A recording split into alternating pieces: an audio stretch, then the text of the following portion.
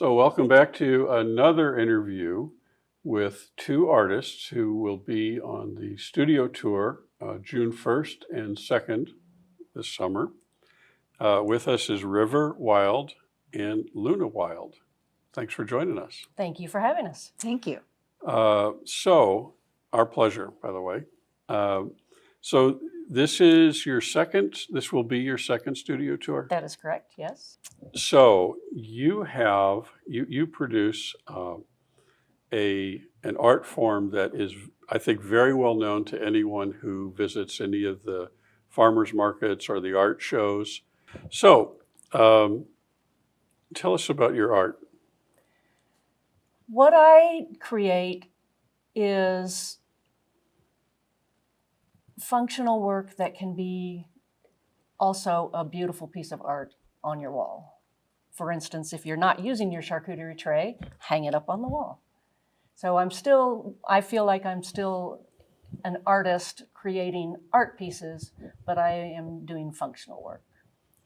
Now, when you first got started, did you start with cutting boards when you decided you wanted to do more utilitarian stuff, or did you go straight to this? I went straight to the resin because we had moved here to the island, and I now have a studio space that is temperature controlled, and that's necessary for the resin work. And so I actually made my first board here on the island, and that, as I said before, the island is an inspiration for me because of all the trees, and especially the madrona trees.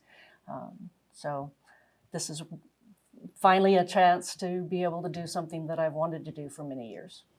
Well, you mastered it pretty quick. I didn't know that you started that recently, but you've made hundreds of pieces, thousands? How Hundreds. Many? Hundreds? Yeah. I have one.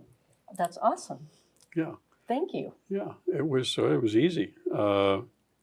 I've seen your stuff exhibited at Brickworks, and this was out at the fairgrounds, I guess. But you had the most active booth as far as prospects and sales. There was a lot of activity, and I had to kind of jockey to get the one I wanted. And I could tell that it looked to me like just the 20, 30 minutes that I was on that location, it looked to me like you were going to sell out that day. You sell out a lot? We do. It depends on the market.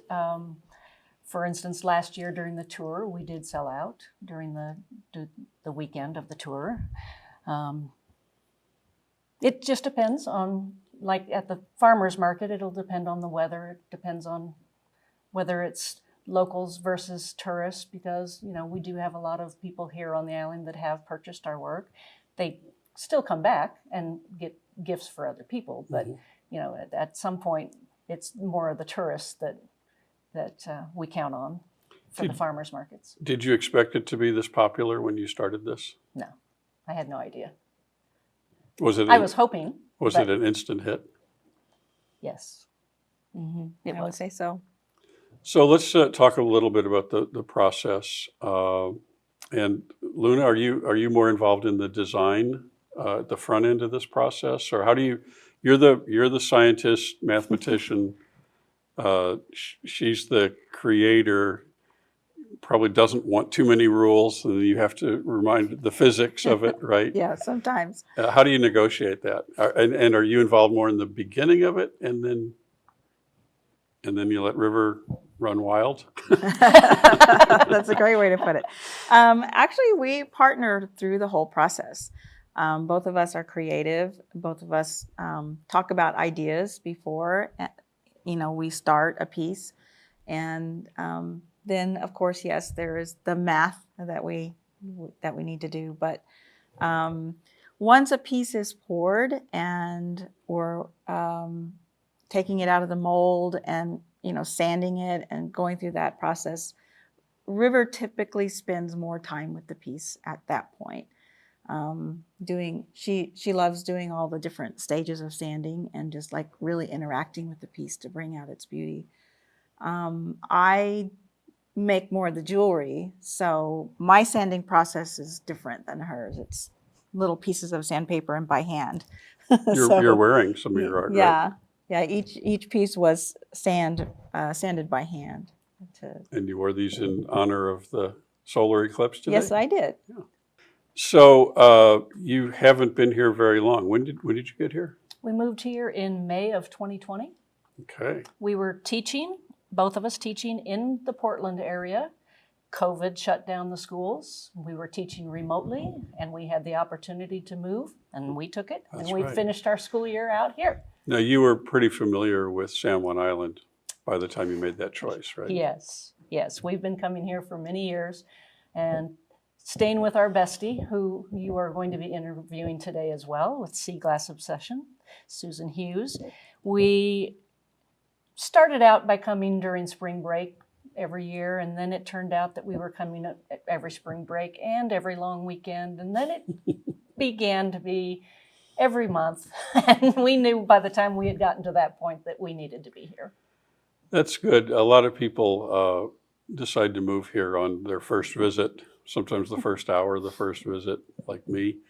But you really knew what you were getting into. You knew the challenges of island life and the rewards. And did you find that it uplifted your creativity as soon as you got here? Oh, yes, yes. I, for the first time, have had dedicated shop or studio, and just that opportunity to have a dedicated space that is always set up and always ready means that I don't have to wait until the laundry is done or some other function that used to be in my studio. So just that alone has helped with the creativity. But the beauty and the opportunity to work with the local woods, which is what I work with, is Correct. all local woods. That Now, when you say local, San Juan Island? yes. Okay. Now, are all of your creations a combination of wood and resin? For the most part. I have done a little bit of turning of cheese knives that's just wood, but that's at customer request. But my signature is or our signature is to have the combination of wood and resin. So I'm guessing that you are, that there's certain qualities to the wood that you're looking for, right? Ragged edges, Yes. A lot of character in those edges, beveled edges, I can holes. Yes, I can take advantage of wood that a lot of people can't use if it has voids and things that You use the scrap, yeah, right? absolutely. I can Don't I throw can away that use- scrap. That's right. I can use wood that has partially rotted as long as it hasn't gotten too far down, because my process will stop that from happening, and the resin fills in wherever there isn't wood. So I'm able to take advantage of some pretty interesting wood, which is, the more interesting the wood is, the more interesting the piece is. And does some of this come from the beaches? Some of it does. We do, the driftwood that we collect is mostly used for jewelry and coasters, because that's smaller. The bigger pieces that we need for charcuterie trays or tables, we wouldn't be able to lift off the beach anyway, so we have to take advantage of wood from the mills for that. But and we have people that are giving us trees that have fallen in their yard and things like that. That we have piles that are drying in our yard. Do you have a favorite wood that you like to work with? I love working with Madrona. Yeah. It's so beautiful, and depending on the age of it, and some of it has much more character than others. Some of my first pieces that people still want me to recreate, I've never been able to get that particular wood again. It was from a specific tree, and we always have people going to our website saying, "I want that board." Well, that's not a wood that I have available to me, so I can't give it to them. But Yeah. And you, in addition to things like trays, you also can make very large tables, right? yes, we have made dining room tables. I've made occasional tables.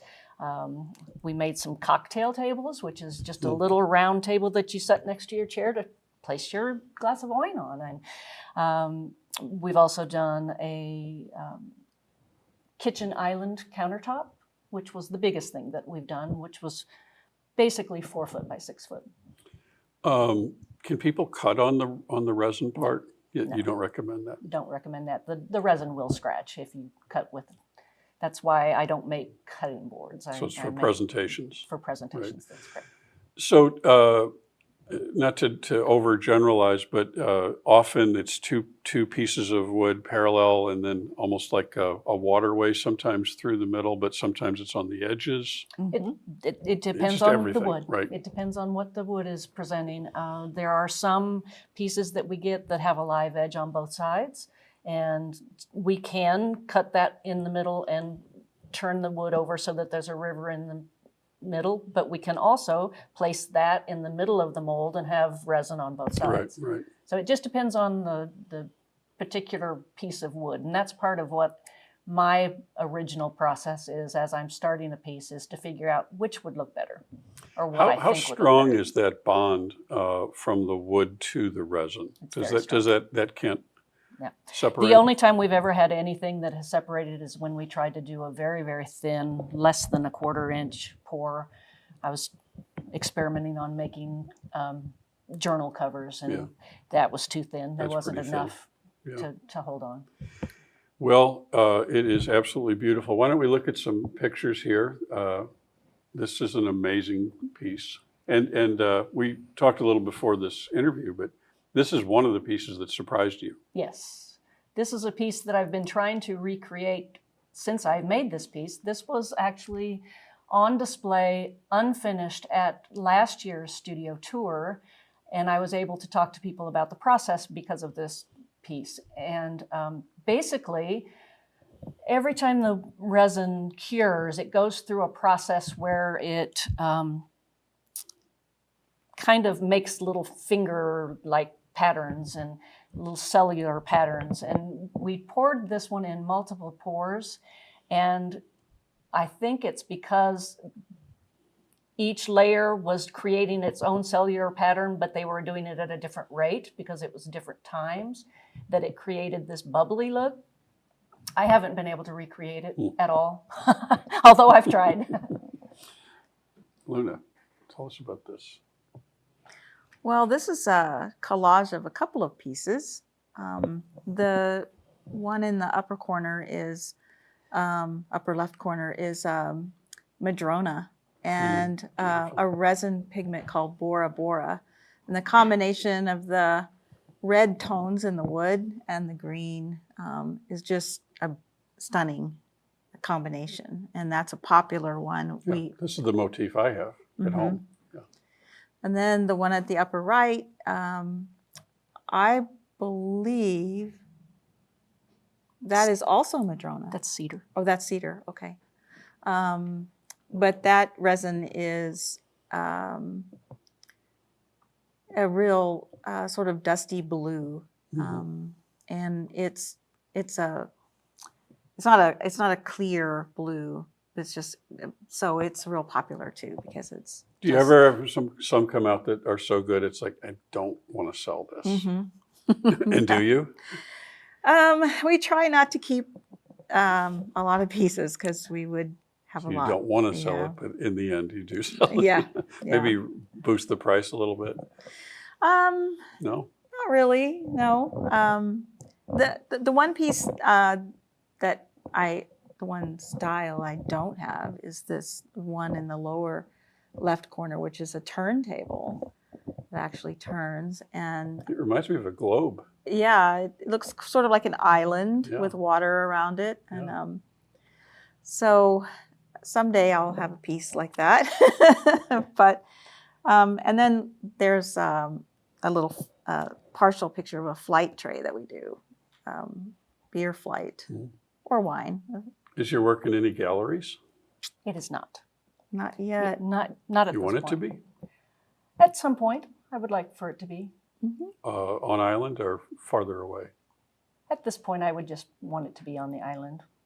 So But you who could knows? you could make more of these, right? But you don't want to turn into a factory. Is that That's correct. right? Yeah. That's That takes quite away the creativity if I'm just having to produce pieces, just multiple You don't want to pieces. be a manager. Yeah. You want to be an artist.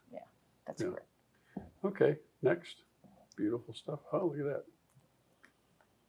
That's one example of some of the earrings that I've made. They're little. They're usually poured in bigger sizes and then cut down to be the size that I want for the earring. Do you do that too? Mm-hmm. The cutting and the Mhm. sanding and all that? Yeah. Okay. And drilling those tiny holes with a tiny drill. Beautiful. Pretty. Nice. So that's an example of when the resin is on one side, Mhm. on one edge. That happens to be the first board that we ever made. Really? It is. It's iridescent almost. It's beautiful. The color on that one is called blue-green, Beautiful. and that is madrone as well. Beautiful. We know what those are. Mm-hmm. It almost looks like a walnut. Is that walnut? That the blue ones, the darker blue ones, are walnut, Yeah. and it's surprising sometimes when you're beachcombing and you find a piece of wood that you don't expect. And No. I've had a lot of help from River on this because she had much more knowledge of woods and wood patterns. So we can walk down the beach now and I can say, oh, there's a piece of maple, even though it's all sanded and washed out from being a piece of driftwood. But every once in a while we find a piece of wood that, where did this piece of walnut come from? Does the driftwood get lighter as some of the moisture comes out of the wood? Yes. I mean, it's a big log, so it's real heavy, but inch for inch, it's probably lighter, right? It Because is. it's As it dries lost out, the it gets moisture. lighter. Yeah. Mm-hmm. All right. Ooh, that's pretty. So that's our newest product that Huh. we've started. I'm turning wood and resin now into cheese knife handles, and also I'm making bowls. So that's been a fun experience and a new learning curve for me because I had not ever turned before. So What the resin part, like of the handle, is that, does it start out in a mold or does it start out as a cylinder and you're... no, it starts out as a mold. We do a large container and then we slice it up into It starts out as a block. 1 inch by Block. 1 inch block. Yes. So when you say turn, lathe? On lathe, yes. Okay. Well, those are really amazing. Thank you. What is that wood in the middle with the green? Is that... That is Burl? spalted alder. Wow. Those are really special. I bet you sell those too. We've just started, and this holiday season was our debut. Last Christmas was our debut of them. And at that point, I hadn't been making them very long, so we didn't have a lot of inventory. Mm-hmm. So that's going to be a bigger thing for this year. Do you sell online? We do have an online presence with our website. Mm-hmm. That's been interesting to try to manage because, as you mentioned before, when we go to a show here, we often sell out. So it makes it a little difficult to have both things. Yeah, we started out putting each piece online for sale, but as soon as it would be online, it would sell. So then we couldn't put the pieces that we were making to take to the market online because You gotta save some for your homies. Yeah, you can't give it all away to those mainlanders. They got enough of their stuff. You need to so keep this for us. eventually it was too hard to maintain both avenues, and I reconfigured our website to be a special order only website rather than putting products up for sale. Does your website describe where you're going to be in person, where your displays are going to be? What farmers markets? We have a Facebook and Instagram page that we do our advertising of where we're going to be and when we're going to be there. All right. So your followers can know.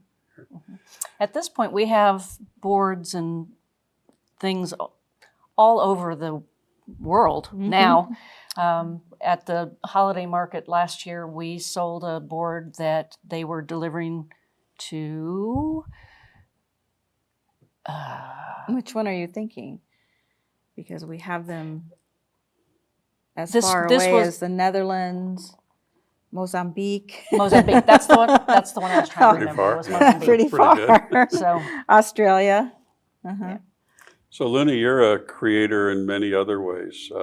Winemaker, bread Yeah. baker.